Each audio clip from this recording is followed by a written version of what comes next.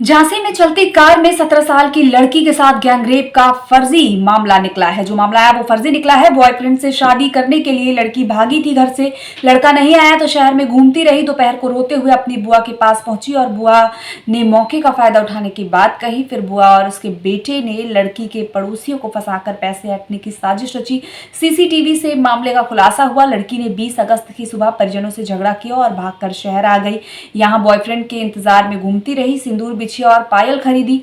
खुद ही अपनी मांग में सिंदूर भर लिया मगर बॉयफ्रेंड नहीं आया। 4 घंटे के बाद बुआ के घर पहुंची। करीब 12 घंटे तक तीनों ने गैंगरेप की साजिश रची। पुलिस को गैंगरेप की सूचना दी और केस दर्ज कराया। झांसी जनपद में थाना प्रेमनगर क्षेत्र अंतर्गत पीड़िता का परिवार द्वारा एक सामूहिक दुष्कर्म का एक मुकदमा दर्ज कराया गया था। दर्ज करने के पश्चात जो नामजद अभियुक्त थे उन दोनों को पुलिस ने पकड़ के पूछताछ शुरू की थी।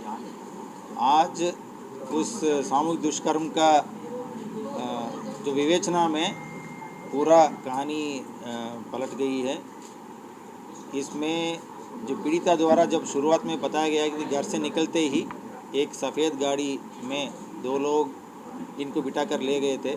इस बात को पुष्टि करने के लिए घर के आसपास जो लगा हुआ सीसीटीवी कैमरा को देखा गया था, उसमें कहीं भी सफ़ेद गाड़ी तो नहीं दिख रही थी और लड़की अकेले देखते हुए दिखाई दे रही थी।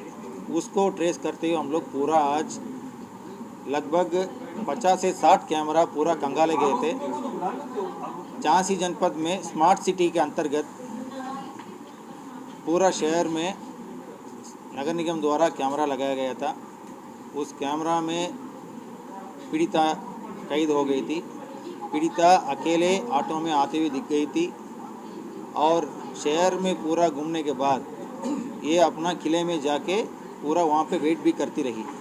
तो इस सीसीटीवी फुटेज को पीड़िता को दिखाने के बाद पीड़िता ने आज एक्सेप्ट कर लिया कि 2 लोगों को जानबूझकर फंसाने के लिए ये पूरा कहानी बनाई गई थी और ये कहानी बनाने में उनका बुआ और उनका बुआ का लड़का ये दोनों शामिल थे।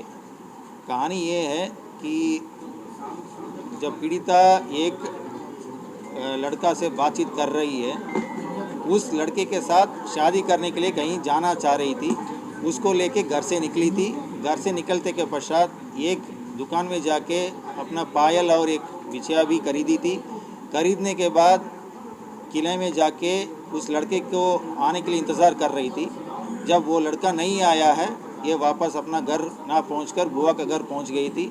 बुआ का घर सुबह 10:30 से 11 बजे के बीच में पहुंच गई। पहुंचने के बाद बुआ और उनका बेटा ने मिलकर पूरा इनको समझा बुझाकर 12 घंटे के पश्चात इस तरह का सामूहिक दुष्कर्म का आरोप लगाते हुए एक मुकदमा दर्ज कराया है, जिसमें 2 निर्दोष लोग अनावश्यक रूप में जेल जाने थे। पुलिस का विवेचना से वो दोनों जेल जाने से बच गए थे। सेक्शन 22 पॉक्सो एक्ट के तहत जो फर्जी सूचना इस तरह देने वालों के खिलाफ कार्रवाई करने का प्रावधान है, उसके तहत पुलिस द्वारा कार्रवाई की जाएगी।